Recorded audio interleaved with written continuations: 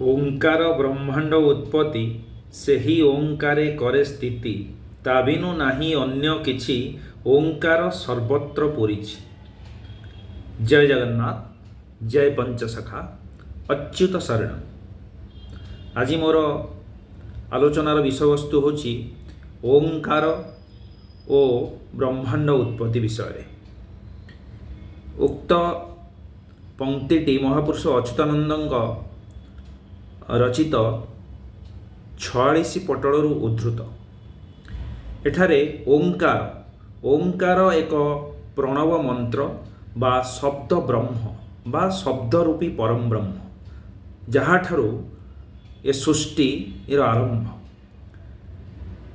ଓମ୍କୁ ଯଦି ଆମେ ସନ୍ଧି ବିଚ୍ଛେଦ କରିବା, ଓମ୍ର ଅର୍ଥ ହେଉଛି ଅ ଯୁକ୍ତ ଉ ଯୁକ୍ତ ମ। ଏଠାରେ ଅ ସତ୍ୱଗୁଣ ବା ସ୍ୱୟଂ ବିଷ୍ଣୁକୁ ବୁଝାଏ, ଉ ରଜଗୁଣ ବା ବ୍ରହ୍ମା, ମ ତମଗୁଣ ବା ଶିବଙ୍କୁ ବୁଝାଏ।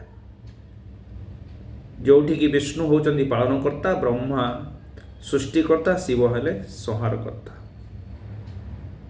ଜୟ ଜଗନ୍ନାଥ।